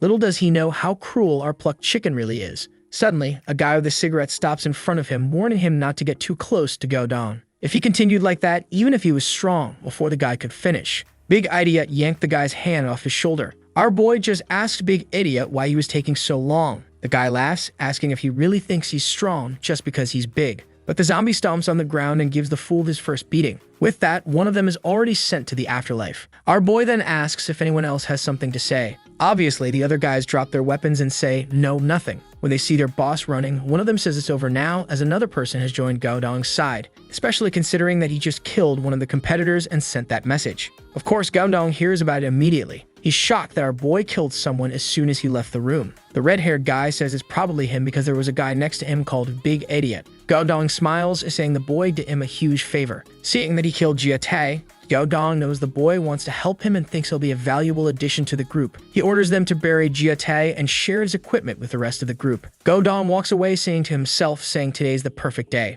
I thought our boy would be out hunting zombies, but instead he's sitting in a small room reading a book. Our boy asks the system if there's a chance Big Idiot could end up attacking him with that berserker mode. The system says no because Big Idiot's loyalty goes beyond consciousness. Our boy realizes this will be a great addition. He can control the actions of this guy, so even if he goes berserk, he can still direct him in some way. He hands the book to Big Idiot and tells him to learn it properly. Big Idiot responds by burping in his face. Our boy is standing by, watching, and finally sees that Big Idiot has learned it. This new ally has brought far more benefits than he expected. He stands up, saying it's time for them to go because there's a lot to collect at the Mado Museum. The scene shifts to him approaching and entering a room. At the back, there's a door labeled Game Store. He approaches, touches the doorknob, and the system welcomes him, wishing him a good experience. As he enters the room, a bunch of windows appear in front of him. There are windows for weapons, accessories, masks, and more. He has 6,000 coins and knows that normally 2,000 is enough to buy a good bronze rank piece of equipment. What he needs right now are pants, gloves, and a chest piece.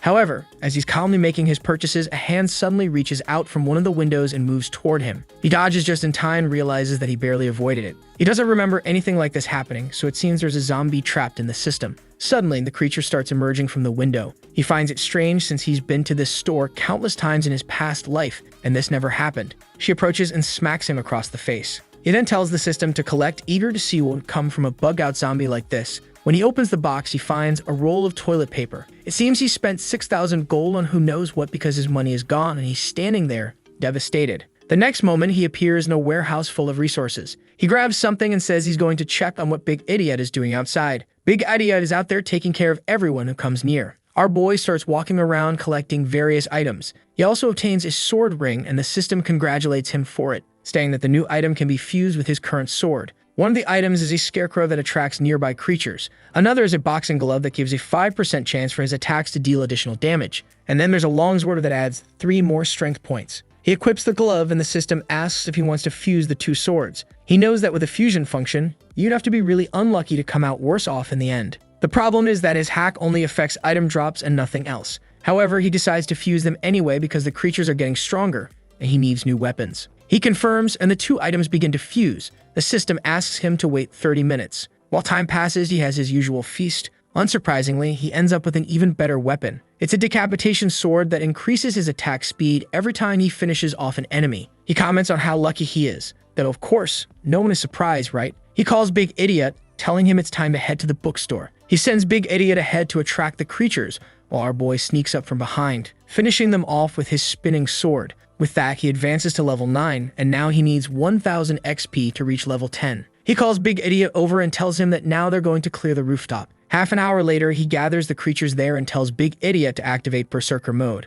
Immediately, the big guy starts roaring and his shirt explodes. Our boy tells him to charge and wipe out everything in sight. With that, poor big idiot charges alone while our boy sits back, sipping tea calmly. He watches, realizing that this berserker mode is even stronger than he thought. Combining the creature's natural abilities with the berserker mode essentially doubled his attributes. It's a perfect combination for a creature that relies solely on raw stats. After that, Big Idiot enters his cooldown period. The berserker ability fades and he collapses to the ground exhausted. He enters a recovery state where he can eat 30% faster. Our boy pours a potion into his mouth and walks around while the auto-loot collects everything in the area. One of the items is a silver chest piece that creates a barrier around him when he's attacked, and another is a potion that helps recover energy for a few minutes. He then uses a scroll to strengthen the blood ring. The item levels up, giving him more strength, physical power, and the ability to absorb more energy. He continues in this rhythm, killing creatures, collecting items, and evolving. He checks his attributes and realizes that he's ready to move to another region. He approaches a door, opens it,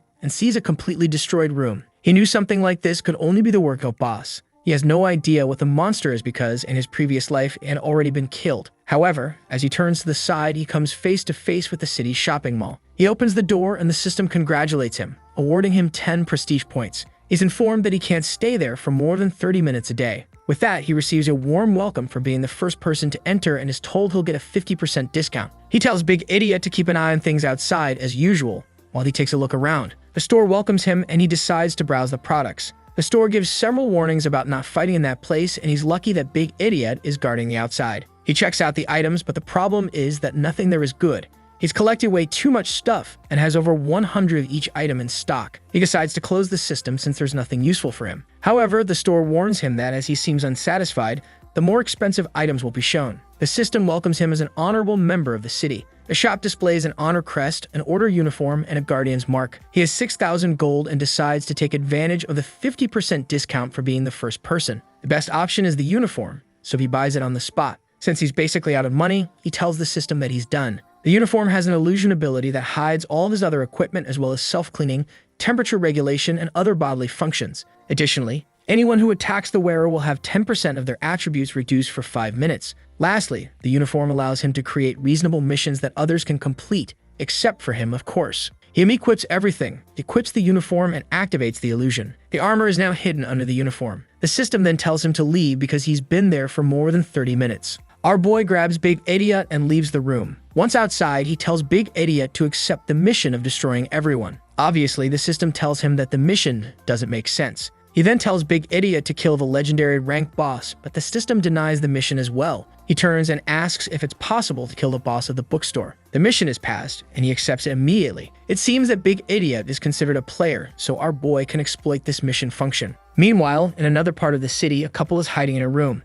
The girl asks if they won't be found there, and the guy says no. However, right next to them, a red eye is watching them. The poor girl screams. The guy hugs her, telling her not to make any more noise. But man, there's a scary red demon, and I think they're done for. The guy gets licked in the face as he hugs her. With that, he runs, telling Xiaomei they need to survive. He literally sees the light at the end of the tunnel. However, she gets licked on the leg and is pulled away, and man, there wasn't even time to save her before she's reduced to nothing. I thought he was going to be a coward and run, leaving her behind, but he goes back for the fight. Obviously, time passes. Our boy and Big Idiot enter the room. The couple is still being devoured by the red demon. Our boy, seeing that, says that for weak people, dying in the apocalypse is a kind of freedom, and that they would only suffer otherwise. At least they scream enough for him to find the creature. The system warns that the creature is a zombie that went through a profession change, just like a human. Bosses, of course, evolve their profession much faster than regular zombies. Typically, creatures like this can eat human brains to become smarter. In front of him is a tracker, a bronze-ranked boss. The creature has a ton of stats, level 10, and a bunch of abilities. The creature is watching him confused. It starts pacing, lying down as it watches.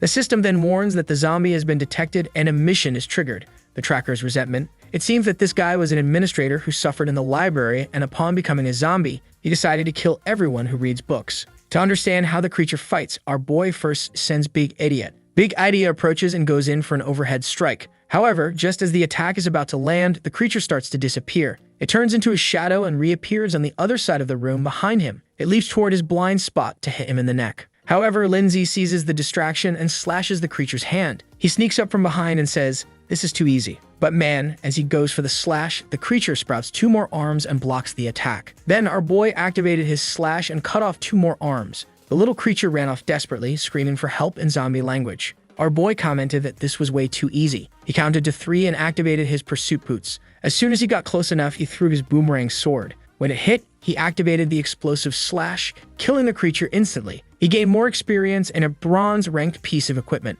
The issue, though, is that he'll be stuck at level 10 until he can change his profession. As if having enough power wasn't already an advantage, the system grants him a new hack for reaching level 10. He wonders what it will be, and the system immediately shows him the yin-yang talent, which allows him to have 2 professions. He's congratulated and he smiles, thinking that with this, maybe he could dominate the whole world. Even he has realized that this hack is pretty unfair to the other players. He hears some zombies approaching and with his eyes closed, activates his spear, defeating all the monsters. He picks up his staff and tells Big Idiot that they need to head to the upper floor. He opens the stairs, sees a few zombies, and orders Big Idiot to deal with them. The profession he wants, Shadow Phantom, boosts his strength and agility, so having another profession that enhances his physical and mental stats would be ideal. The problem is that he knows the Dragon City doesn't have any of the so-called super professions. He checks the items he received and hands Big Idiot a green hammer. Then he opens the silver staff and receives a pair of war pants. These reduce negative effects by 20%, and he equips them immediately. He tells his zombie to collect the bodies of the creatures killed by his spear,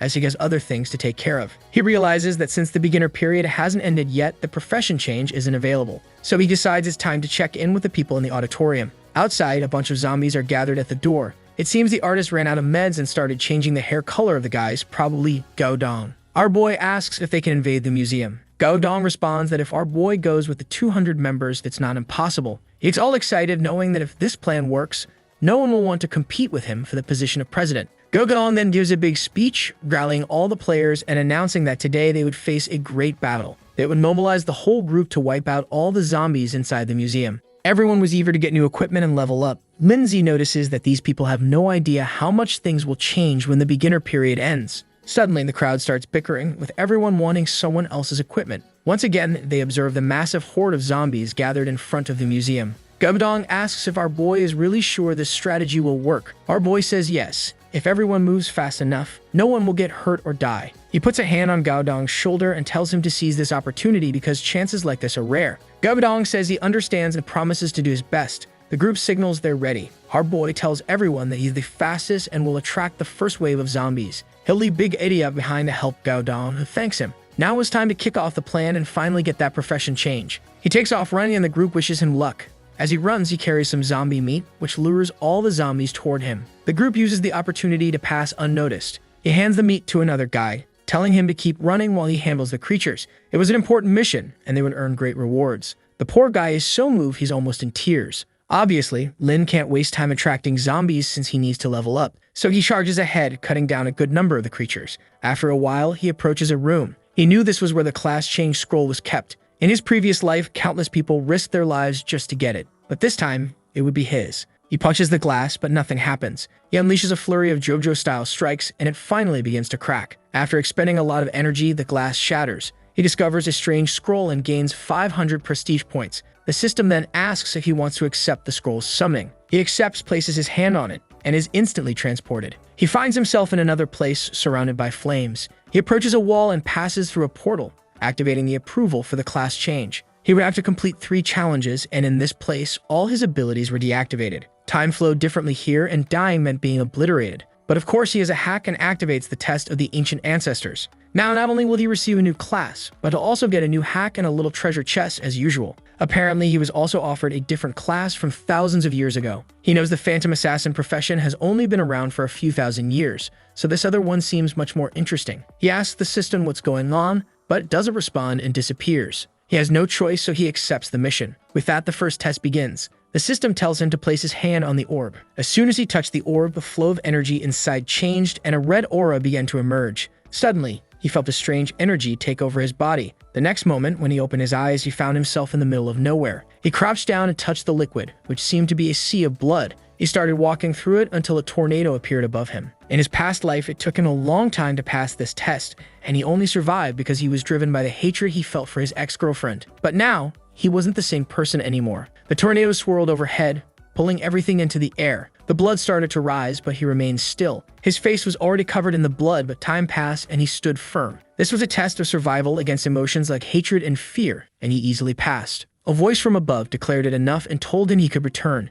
When he found himself back in the cave, the system instructed him to proceed to the second test. A portal for the second trial appeared. He stepped through and began walking in what seemed like space. As he walked, a voice told him to give up, saying that as soon as he fainted, he'd move to the third phase. His body felt the pressure of the environment. The farther he walked, the better the profession and stats he'd receive. Knowing everything he'd been through in his past life and the people he faced, he couldn't give up now. He clenched his fists and kept walking. Suddenly, a golden light appeared behind him. When he turned, it seemed like he had found the exit. In this life, it seemed he had truly made it to the end. For the first time, this kid was crying, emotional that he had actually achieved something. He was congratulated for passing the second test, and now it was time for the last one. Of course, the final test was the hardest, but without hesitation, he stepped into the portal and arrived in a cave. The system informed him that he had to defeat the Guardian. He stretched out the sword he had obtained earlier and waited. Soon, a strange fluctuation in the air appeared in the corner of the cave. From it, a small black kitten jumped out. Man, I thought it was going to be a mega boss, but it was just a little kitten. He seemed disappointed, saying he had waited so long just for something like this to show up. In the past, this had given him a lot of trouble, and he had suffered. But in this life, with all the talents he had, it wasn't going to be as difficult. He closed his eyes, sensing something approaching. At that moment, the energy shifted and seemed to come from above. But he was ready, and with a swift slash, he struck the kitten. The cut that this cursed thing had inflicted on him in the past, he now returned. Had me gotten that scar from another creature? Or am I going crazy with this Alzheimer's again? Anyway, the kitten fell dead. Our boy had finally passed the third test. The class change scroll for Phantom Assassin appeared. What seemed strange was that he was still in the room. He wasn't sure if this was a bonus or if he was stuck because of his hack. He started looking around, asking if this was the system's fault. That's when he noticed that he hadn't yet received the true power of the scroll. He decided to begin the activation to see if anything else would happen. He asked the system where he was going next, but it didn't respond. He realized that somehow, the scroll was interfering with his hack. He decided to keep searching the room. After scouring the cave, he found what seemed to be a strange fissure. When he touched it with his finger, a golden light began to appear. Suddenly, an image of an ox and a phoenix appeared, the same symbols from the scroll. The image fixed itself on the wall and the ground began to shift. The strange image then turned into a small door. He approached and opened the door to the room. At the back, there was an orb and another scroll. He approached and opened the scroll where it was written Shai Yu. The scroll seemed to be the final test of an emperor who had been killed long ago. He read that he had to place his hand on the painting.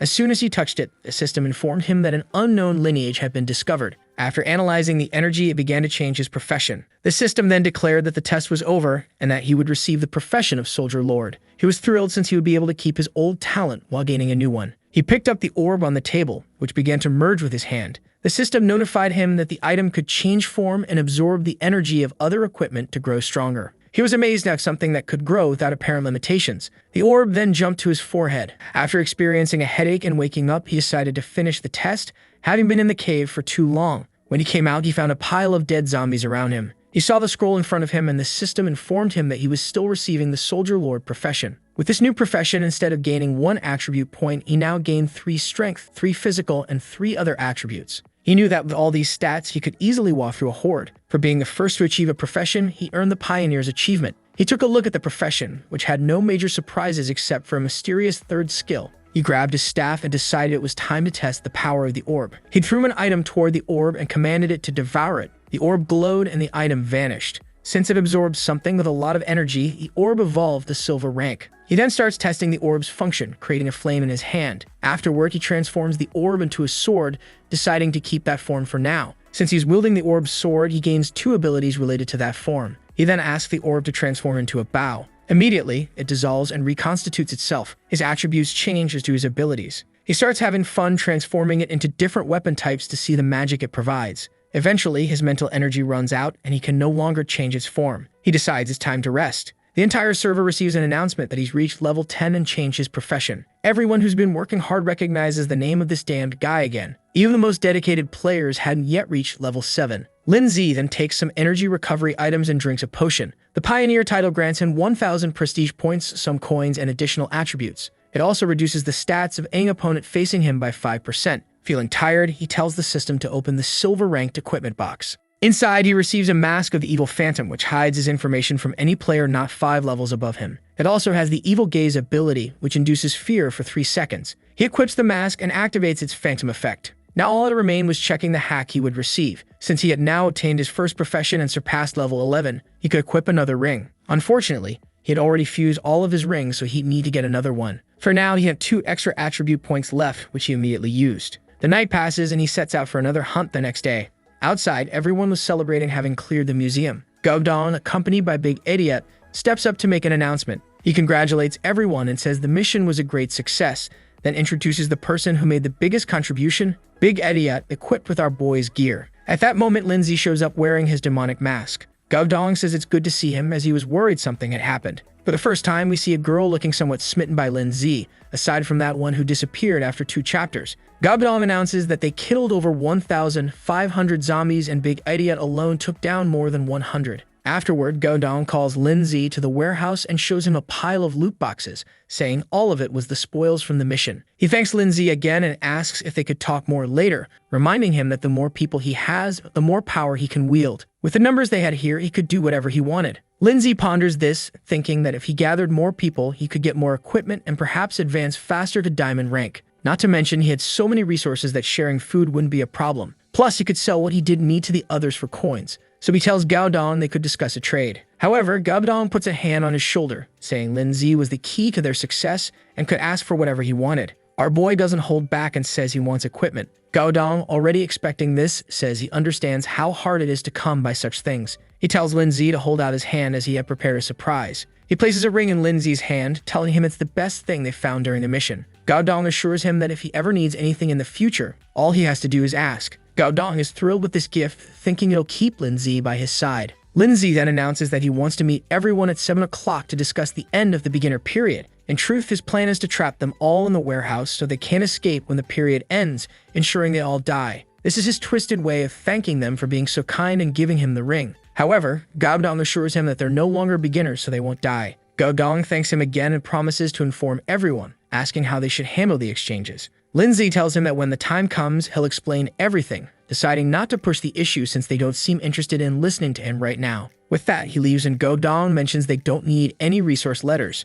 But Lindsay knew something was bound to happen. Later, Lindsay is in his room, playing with the orb and creating various items. After feeding it all the equipment he had, the orb finally advances to gold rank. He was surprised as he thought he wouldn't receive anything of this rank until around level 30. Additionally, the gold-ranked item has double the attributes and causes bleeding damage. He heads to the window where a horde of zombies is gathered and says they've arrived just in time. He throws his dagger, which dissolves in the air, slicing through everything. He calls Big Idiot, telling him it's time to get to work. That night, they continued eliminating countless zombies, eventually piling up bodies. Out of nowhere, Lindsay advanced to level 15. He was making the most of the end of the beginner period, but the time had run out. He calls Big Idiot and says it's time to head back. What's strange is that despite killing a massive number of zombies, the horde didn't seem to be thinning. He runs to a hotel and shuts the doors. Finally, 7 o'clock arrives. The sky turns red, signaling the end of the beginner period. With that, the true apocalypse game began. Before, it was a fair system without interference, but now it was the real deal. The zombies gained more attributes, all their senses improved, and they evolved even faster.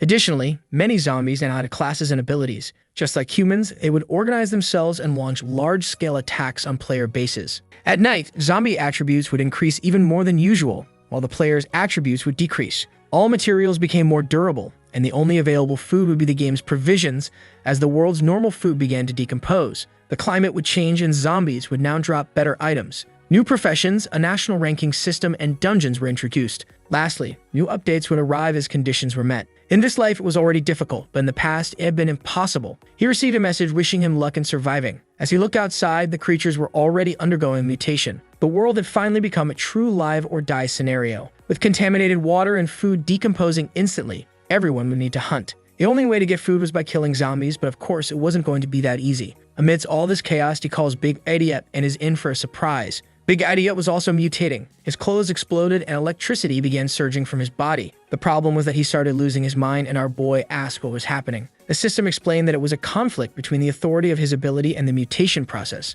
His physical form wouldn't change, but he'd receive a 50% boost in attributes and might even be able to change his profession. Our boy was already excited, wanting to give his zombie a legendary profession. Big Idiot received a legendary power talent that increased the amount of status he gained. Meanwhile, our boy started receiving a barrage of congratulations for reaching various ranks. The system asked if he wanted to announce it to everyone or hide his name. Loving attention, our boy chose to announce it to the world. When he checked the rank, he found out that Big Idiot was rank number 3. The problem with being on this ranking was that all his information, including his equipment, was visible to everyone. He started wondering if showing everything about himself was really the best idea. In the past, this would have been a concern, since he was a target of the Lee family, but now they didn't exist anymore. so he decided not to hide, especially since he had the mask, meaning no one would know he was really Jia Yi. On top of that, his rank 1 position gave him many extra rewards, which would be perfect for building a base with a lot of people. For having the highest level, reputation, and equipment, he received the title Unmatched in the World. This title would only be maintained as long as he stayed at the top of everything.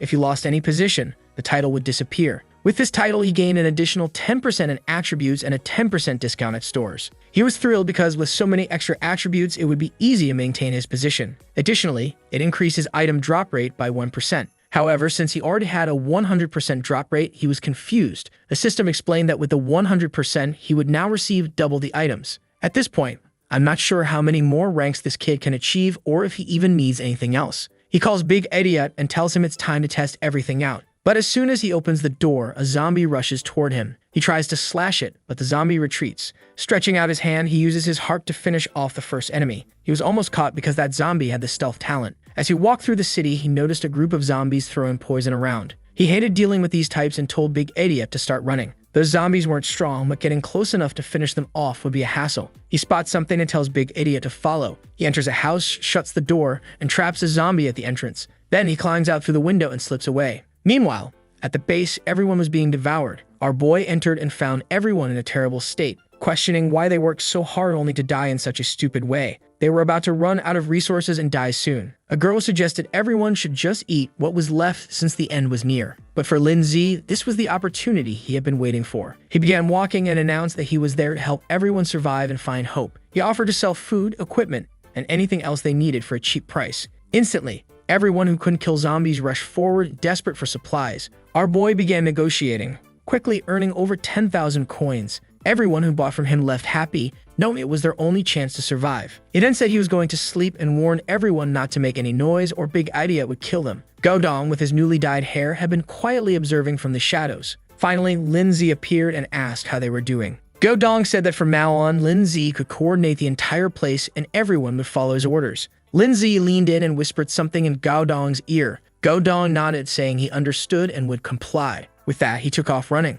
Our boy hoped it would work out, but even if the guy didn't succeed, he had nothing to lose. He went into his room, eager for the next day. Now, with the new mutated zombies, he'd be able to obtain far better equipment and items. Plus, he planned to have everyone from the base help him farm. In the next scene, he and Big Idiot were already outside. In no time, a horde of zombies jumped at them, but just a second later, all of them were lying on the ground defeated. Our boy declared that they'd clear out everything so the players could start venturing outside a bit. He cleaned out all the zombies from a building that had a shop. It was the perfect place to set up a base as he could negotiate and buy things directly from there. As long as no one knew about the shop, no one would want to attack it. However, when he opened the door, he found a bald guy. Another man stepped forward and asked who he was, warning that his group already claimed the area. But the bald guy told him to keep quiet because Big Idiot was right there. The guy at the back was the second strongest in China, so they better be careful. Even Lin Zi hadn't realized that they'd ranked up again and passed into second place. The men stretched out their arms and welcomed him, saying he could do whatever he wanted there. Big Idiot wanted to kill them all, but Lin Zi's calmer side told him to relax since they were only there to shop. With that, they headed into the store and the men said nothing more. The bald guy remarked that the two seemed strong, but they had far more numbers and might be able to handle them. However, the captain warned that it was foolish to think that way.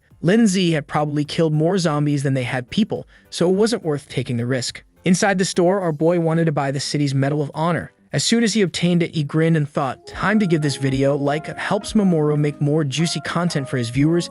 Activate the cheeky little bell, and I'm out.